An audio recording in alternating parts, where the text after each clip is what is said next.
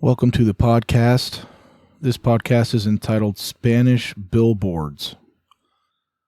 So, driving down the road, and there's a billboard, and there's a new one up, and it's in Spanish.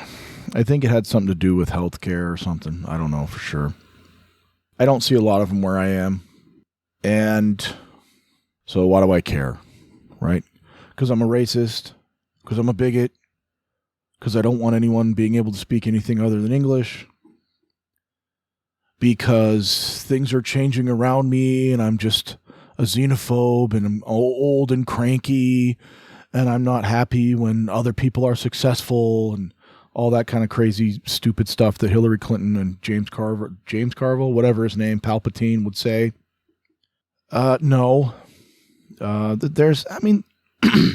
Sometimes there's some of that, where it's like, that's the country's changing, but I'm able to, as a thinking human being, think through, well, is it just that it's different, or is it worse? Right? If something's just different, but not worse, I can acknowledge that. But if something's worse and different, then I can also acknowledge that and not be a racist. You know, I don't know if that whole thing is true, and I don't mean to bring this up into it, but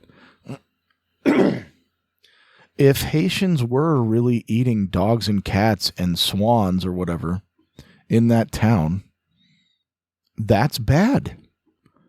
Even if it is their culture, or even if it is immigrants doing it, it's still bad, and that's okay to say. So I'm not saying that's what Spanish billboards are, okay? But so what does this Spanish billboard signal to me? I'm not anywhere close to the border, okay? One of the questions is, have you ever seen a Japanese billboard in the United States? Have you ever seen an Italian one or a Chinese one? Or a Swedish one? Or a Cambodian one? No. Why not? Because those people can't get here unless they come here legally. And when they get here legally, they can speak English. So it signals that you have a lot of people who are here without permission. And you have a lot of people here who are from really poor countries. And why are they here? Well, they're here because they want a better life. But why are people letting them in? Because they want cheap labor. Because they want to lower the wages of regular Americans. And of all of us, right? That's why they're here. And what that also signals is all of these other issues that come along with illegal immigration. The schools, housing, the culture. Not necessarily crime. I don't think they're a big magnet for crime.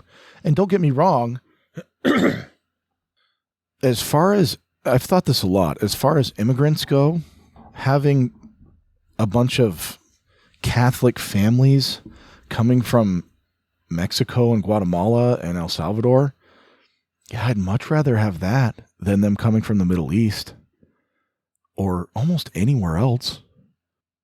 Right? Basically, what's happening is most of the immigrants we get coming from Mexico are coming from like the Wyoming of Mexico. They're pretty conservative. They're Catholic. They all have dads. They're very family oriented. They believe in traditional gender roles. They're tough. They're conservative people. And so I'm not saying that at all. I'm not harping on them. I'm much more like them than I am some, effeminate clown from San Francisco sipping a latte talking about feminism or whatever. I have nothing in common with that guy. Not that I have necessarily anything against him, though I bet he probably hates me, but who knows,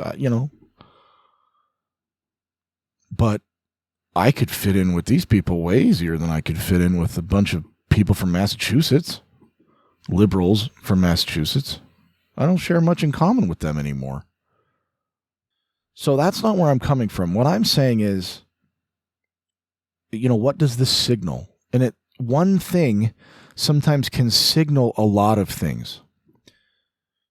And the main thing is that the elites are screwing us. And I agree with, what is his name? The guy who just got out of jail. The guy on War Room. His name slips my mind right now. Steve Bannon. And he said, look, we're going to stop focusing on race and on fighting each other. And we're going to stop letting them divide us based on that. And we're going to start focusing on the elites and how they're all screwing all of us and constantly pitting us against each other. We're sick of it. And that's the next focus. And he's right. He's totally right. And I've thought that for a long time too. I'm tired of people saying, well, how come this guy makes that much money when he makes like 50 grand or 60 grand or 45 grand? He doesn't deserve that much money. Why does he make me? And then you turn around and say, well, does LeBron deserve $100 million? Oh, yes, the market rewards him for it's completely worth it. He deserves to make $1,000 a minute. Okay, but this other guy deserves to make $1 a minute. Not even that. 25 cents a minute for the same amount of labor. Look, I get it. I understand the arguments. But there's something wrong in a society where the bricklayers and the people who build the roads and the people who pick the food make 1,000 times less than some guy who throws a ball through a hoop. Or, more importantly, the people who own that farm or own the bricklaying company or own Walmart and are profiting off that guy's labor largely unfairly and suppressing wages and saying, well, that's what your labor's worth. Obviously, that's not what their labor's worth, because how are you getting paid $100 million a year? Where's all that value coming from? It's not coming from what you're doing, sitting around a boardroom negotiating with people. That is labor, but it ain't worth $100 million. And where's all that excess $100 million coming from, if not off the backs of regular people? I don't see how you can see it any other way. It's just them figuring out a way to exploit workers. Come on, wake up. Right? When the UPS is one of the few things that they can't export, and you can't put it online, and you can't bring any illegal immigrants to do it. And so I think they negotiated where UPS guys make $100,000 now. Good for them. That should be your immediate response. Not, well, they're not worth that. Why aren't they worth that? Well, they only drive a truck and do manual labor. What's wrong with that? How much money is UPS making off of their labor? That's what the question should be. Because who gets to set the wages? All the employers competing against each other to lower wages. That's where the wage comes from. It's not how much money is the company making. Because the owners of the company are sitting around, hey, we made, this big gob of cash this year. Well, how much went to the workers? Well, who cares? Because we're all competing to lower their wages. Shouldn't it be measured against how much money the company made? Because that's how much their labor was worth, not some artificial wage thing. That's not how the business owners measure their wage or how much they take in. They take in how much they can figure out how to take in. But then the other people who are involved in the business, doing the business too, they get some artificial hourly wage. That's not right. And I can hear conservatives, but see, you just don't understand the taxes involved and the risk involved and the difficulty of starting a business and the dreaming and the failure involved and the risk. Okay, you're right. I'm not saying they should get rewarded less than their workers, but how about we cap it at 10 times maybe? Or, I don't know, 50 times. I don't know. And how about we make it so other people can't pile on? Stockholders can't buy into this and say, hey, here's some of my capital. Can I scrape some off the top of their labor too? Now, I get it that this is kind of a simplified version, but the other guys overly complicate things to muddy the waters. And we need to be able to get through that. I don't know the word for that. Filter out all of their BS. Well, that depends on how much, the overhead and the blah, blah, blah, and they'll just confuse you with numbers. No, dude. How much money did the company make? Well, we made $100 million. How much money went to the workers? Well, that depends on wages and benefits, and you don't understand. 10% of that went to the workers? How about 80% of that goes to the workers? Well, I own the business, and you don't understand. Yeah, you own the business that you started 15 years ago, and you worked really hard for 2 years to set it up. You're not taking any risk anymore. You're just sitting there making money off of their labor. Well, you don't understand. The business could go down, and I still have to pay them. Yeah, I get it. We're not talking about, like, Johnny's Corner Store who has a couple employees. We're talking about a huge business, a business empire like Walmart, figuring out how to screw people by paying them $10 an hour. It's outrageous. It's outrageous. And I can't believe we've fallen for it for so long. And so that's a huge aside. But they do the same thing with the illegal immigrants.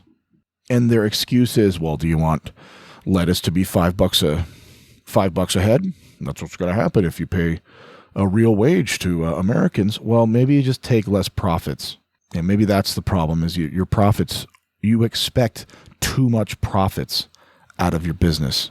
And so what they do is they petition the state, they petition the government to allow guest workers, poor people from desperate situations that you can bring here and exploit, and say, well, that's good money where they come from. $5 an hour is good money where they come from. Yeah, they come from really rough countries. And that's not an excuse to pay people nothing here. And George Bush, well, they do jobs Americans don't want to do. Yeah, for nothing. Yeah, Americans don't want to work for nothing because they realize that that's not fair. And that's why we have wage rules in our country. As messed up as they are, we still have them. And labor laws, I mean. And yeah, wage rules, a minimum wage.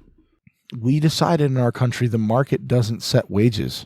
It does, but the bottom rungs of the wage ladder, the market doesn't set those. And I understand Thomas Sowell and all those people will say, well, then there's less jobs and they got to work their way up. And okay, that's great, but go read a history book about the Gilded Age. No, it didn't. It doesn't always work. And it doesn't need to work that way. We're not going to bankrupt these huge companies by making them pay fair wages or good wages. Or just set up, we grant them the right to have a corporation. It's a legal construct. And we need to restructure that. And I wish the stupid, what is it called? It's not GSM. Whatever. I'm going way on a tangent here, but Glenn Beck was freaking out about it for a while, and rightfully so, mainly because it's a system that grades companies and tries to make them more fair and more green and more socialist and all that. But they do have one aspect of it, that is like corporate governance. That'd be fine with me if they measured them based on that. If you bought a product at a store on a sign somewhere maybe or something at the front door that says, yeah, our employees make this much and our CEOs make this much. Think about that. Wouldn't that change? Wouldn't you maybe think, hey, these people are getting screwed, right? If there's whatever, competitors are left to Walmart, hey, we pay our people well. Come over here and maybe work at our store or shop at our store. We don't buy slave labor products, right? What if there was a slave labor index and every product had what percentage of it was made from slave labor, or how much profit the company is making and how much the person who made it was paid? Think about that one. Now, I understand that's complicated because of supply chains and everything. They could figure it out. With AI and the internet, they could figure it out. So, back to the billboard.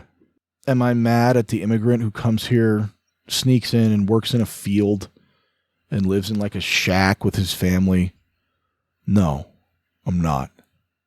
Am I mad at the phenomenon of illegal immigration? Yes, because it's hurting the country. It ruined California. That's why there's no middle class in California anymore. There's rich, there's like moderate rich, and then there's poor. There's no regular people in California who are making a go of it. And it's mostly, I think, because of illegal immigration. And there's so many things that are bad about it. It affects society in so many levels and in so many ways. So let's think about it. Is somebody moving here to work in a field for peanuts, is that worse than drug dealing?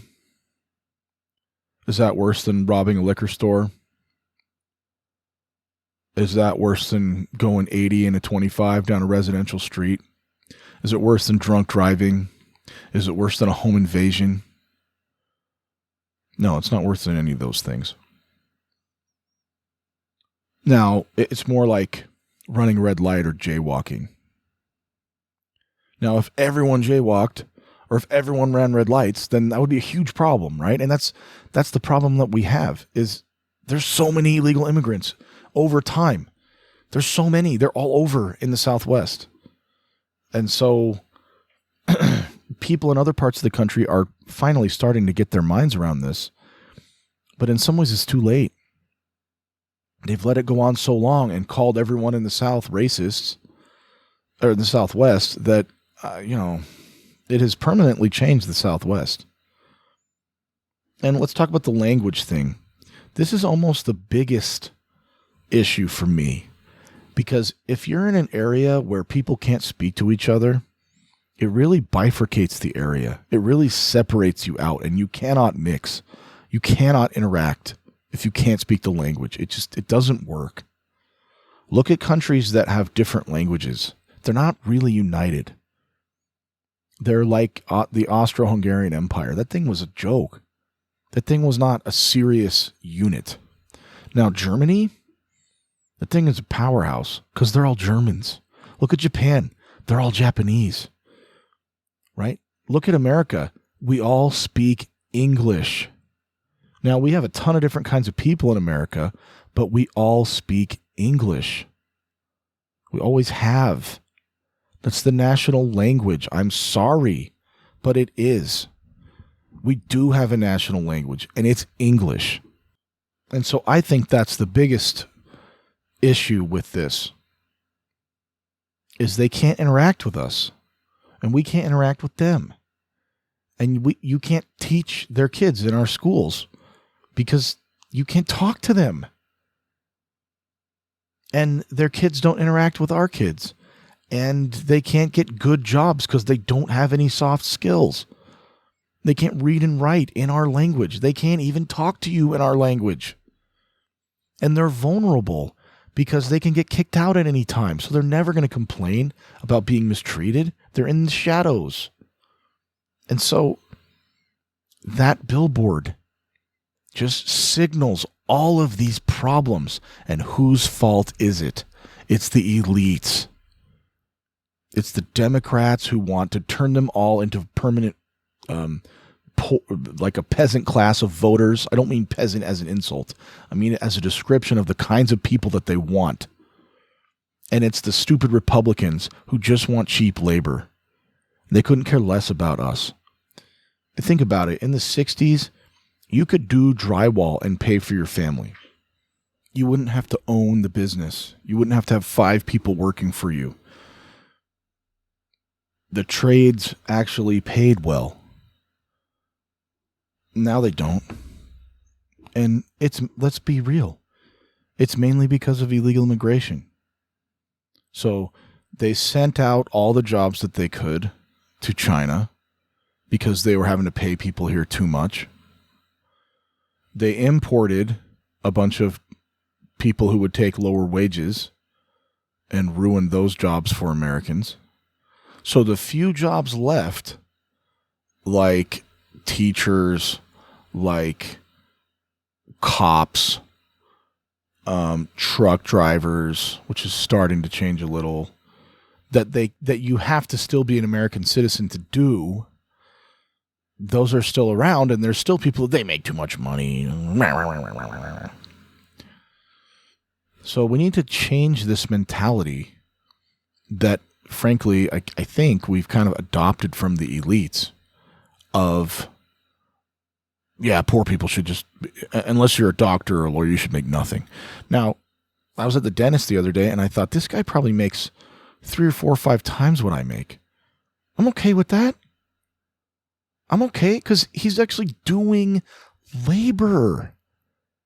He's doing something that matters. He's not just having a bunch of other people do labor for him and then acting like his labor is worth 1,000 times what theirs is because he happens to own the thing that allows him to make all that money. He's doing the labor. Let's just look at one way the elites, the Republican elites, screw us on this issue. Trump gets in, and look, they've been yo-yoing us about this for a long time before Trump. Both parties in the 90s said illegal immigration is bad, blah, blah, blah. They both sounded exactly like Trump.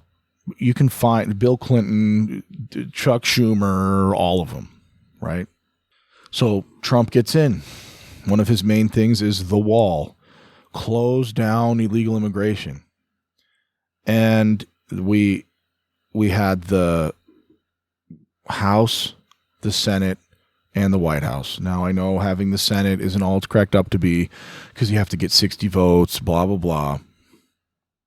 But if they really wanted to do something on immigration, they could have. What's the first thing they did? They tried to get rid of Obamacare. John McCain shot it down just because he had a beef against Trump, let's be real. And then they cut taxes on rich people. I know they cut taxes for everybody, whatever, but most of the taxes come from rich people. So if you cut taxes, you're cutting taxes for rich people. Okay, wonderful. Did they do anything about immigration? No. They sat around, did nothing. Trump tried to get something, and he was really pushing it when the Democrats got in. And then you have all these Republicans right after the election. They're evil. They won't let us build the wall. They won't give us the money for it. They're just scamming us, guys. They're just gaslighting us. Sitting there telling us the Democrats won't do it. We would, but we can't because we don't have Congress anymore. Well, why didn't you do it when you had Congress? Duh. Because they don't want to do it. Because they want cheap labor. Because all their donors want cheap labor. There were people in the legislature in my state petitioning the federal government to make sure they could still bring in guest workers to work on the farms. Why? Because their donors want cheap labor. And they don't want to pay Americans good money to do hard work. They want to import people who have no other choice. And well, it's good money for them. Well, you're in America. You want to go there and pay them good money? Go there. You live here. You benefit from living in America. So you pay people good wages.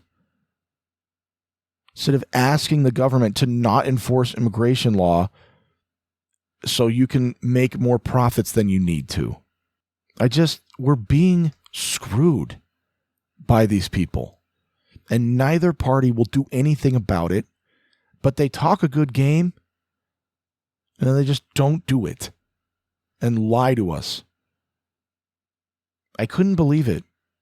They came out and acted like it was the Democrats' fault. They could have done something about it. They did nothing. I hate the parties, right? The parties are horrible institutions that care more about themselves and their power than they care about us. And that's the problem with parties. But I don't know how you get around them. Maybe they're just a necessary evil. But see, what they're doing is, maybe nobody knows the goose that laid the golden egg story anymore. But with all of this illegal immigration, they're going to ruin or kill the goose that laid the golden egg. All these people who are excited to come here because the economy's good, and all these elites who think, well, we can keep damaging America. It can take it. It can take it. It can take it. Eventually, it won't take it anymore. And then the goose, America, that makes us all rich, will die or be permanently ruined or go into chaos, or I don't know. The other analogy I think about is being on a boat. Imagine you're on a boat, and it's a generational boat, right? It's like our ancestors built this boat, and we're still on it, blah, blah, blah. It's this big, strong boat. And you have people, well, we need a campfire, or I want to make a diving board. So they start pulling boards out of the hull. Dude, there's a leak there. Yeah, but the boat's so big. That little leak isn't going to hurt anything. I need a board for an oar. I need a board for what I'm making a chair. And they just keep pulling the boards out. And some of us are looking around like, hey, if this thing starts to sink, we can't fix it after a certain point. It's a big boat. It can handle it. It can handle it. You're crazy. You're crazy. It's not a big deal. It's not going to sink the boat anyway. Stop worrying about it so much. Stop being a racist.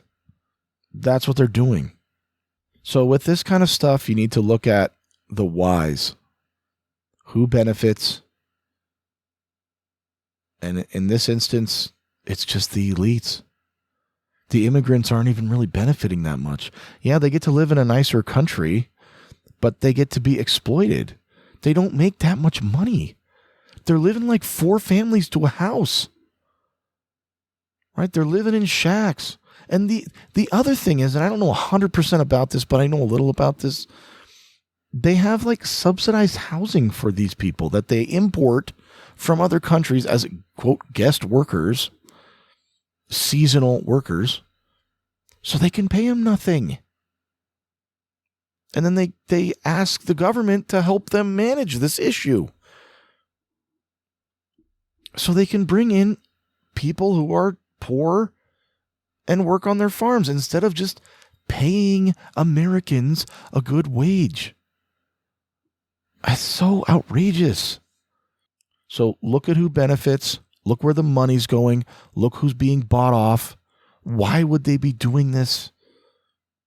If something seems hinky, it probably is, right? The whole thing where there's smoke, there's fire. If like the election cheating or corruption or just anything. If somebody says, yeah, look, this is how they could screw us and benefit. Do you really think the bad people haven't seen that too? Do you really think they're going to govern themselves and be like, well, I could screw everyone over, but I'm not going to do that because I'm a good guy? They're not going to do that. And that's what our whole country is based on. Acknowledging that human nature is bad and not allowing us to get screwed by these people.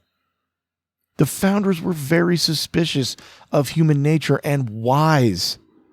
That's why they set up all these restrictions on the government and gave it not very many powers. Because they knew people are bad and corrupt and they don't trust them. And you shouldn't trust them either. So you might be thinking, you got all that from a Spanish billboard? What's wrong with you? Well, that Spanish billboard is a sign of all of these problems. It's related to all of these problems. And our biggest problems are not illegal immigrants moving into our neighborhoods and having a quinceañera and listening to ranchero music and going to church on Sunday and, doing things that Catholics do. Most of them are fine. How often do they cause problems? Hardly ever. But the point is, systemically, the phenomenon is causing huge problems. And the elites know this, but they don't care. So that's what you got to focus on. The elites and how they're screwing us. Thank you for listening.